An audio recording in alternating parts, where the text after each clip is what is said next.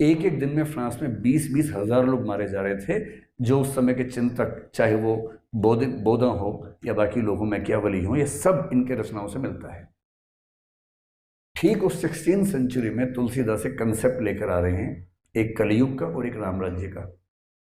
और मैं जब यूपीएससी के लिए पढ़ाता हूँ, उसमें एक पेपर इथिक्स नाम का है, पेपर 4 में ही पढ़ाता हूँ उसको। उसमें कंसेप्ट है गुड गवर्नेंस, और वहाँ हम इस बात को डिस्कस करते हैं कि अगर गुड गवर्नेंस का कंसेप्ट पीछे जाके देखने तो राम राज्य की तुलसी की धारणा में सारे फैक्टर्स, आप जिसको ह्यूमन डेवलपमेंट इंडेक्स आज कहते हैं, उस HDI के पापा तुलसीदास के यहाँ पहले से मौजूद हैं, एकदम एज इट इज मौजूद है। और क्या मौजूद है, वो क्या कह रहे हैं आप सुनिए, उनका वर्णन सुनिए एक उनके छंद में कि राज्य कैसा होना चाहिए। अल्प मृत्यु नहीं कवनियो पीरा, किसी व्यक्ति के कम उम्र में मौत नहीं होनी चाहिए। आप क्या बोलेंगे, लाइफ एक्सपेक्टेंसी ज्यादा होनी चाहिए, भाषा ही तो बदली। अल्प मृत्यु नहीं कवनियो पीरा, सब सुंदर सब विरुज शरीरा, सब लोग सुंदर हो, कोई व्यक्ति बीमार ना हो, हेल्थ पैरामीटर्स हों। आपकी भाषा का हेल्थ इंफ्रास्ट्रक्चर हमारा कैसा है, हमने बीमारियों से कितनी लड़ाई लड़ ली है, वो बात तो वो भी कह रहे हैं, सब सुंदर सब विरुज शरीरा। नहीं दरिद्र को दुखी न दीना, एक भी व्यक्ति गरीब नहीं होना चाहिए, कोई दुखी ना हो, कोई दीन ना हो, परेशान ना हो। नहीं कोई अबुध ना हो, अनपढ़ ना हो, इलिटरेट ना हो, न लक्षण ही ना।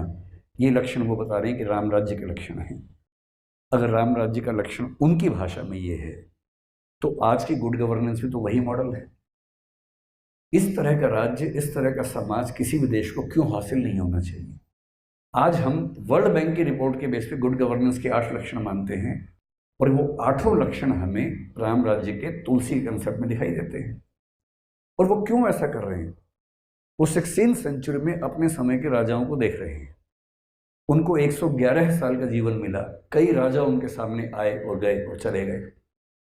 उनकी यात्रा बाबर से शुरू होती है, हुमायूं तक उनकी यात्रा चलती गई है लगातार, अकबर उसके बाद तक चलती रही है।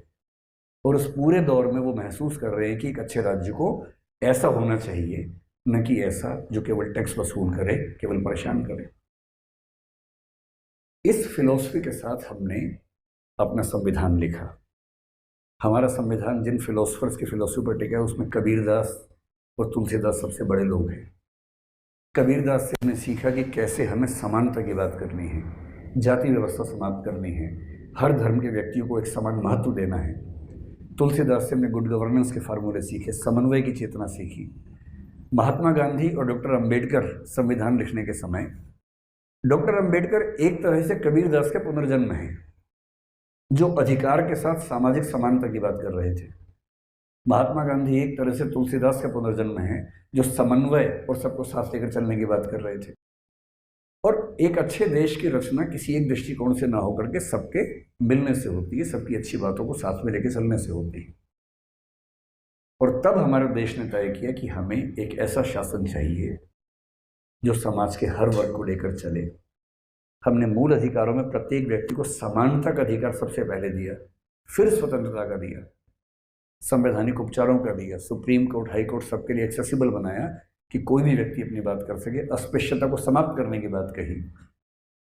और फिर नीति निर्देशक तत्वों में हमने बताया कि हमें समानता कैसे कैसे स्थापित करनी है सभी वर्गों के लिए।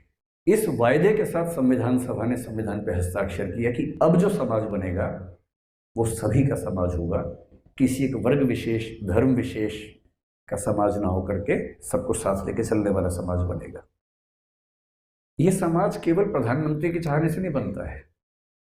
नेहरू जी उस समय कितना भी चाहते, समाज कैसे बन जाएगा, एक व्यक्ति कैसे कुछ